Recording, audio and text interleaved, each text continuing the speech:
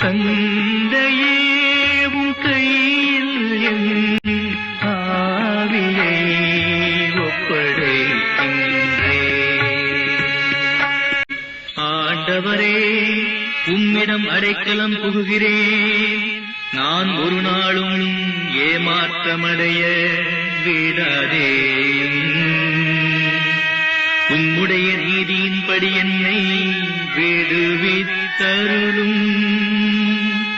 உம் கையில் என் ஆவியை ஒப்படைக்கின்றேன். ஆண்டவரே, வார்த்தையில் தவறாத இறைவா, நீர் என்னை மீட்டருள்வீர். தந்தையே, உம் கையில் என் ஆவியை ஒப்படைக்கின்றேன். என் எதிரிகள் அனைவருடையவும் பழிச்சொல்லுக்கு நான் ஆளானேன். என் அயலாரின் நகைப்புக்கு இலக்கானே. இறந்து போனவன் போல் பிறர் கண்ணுக்கு மறைவானேன்.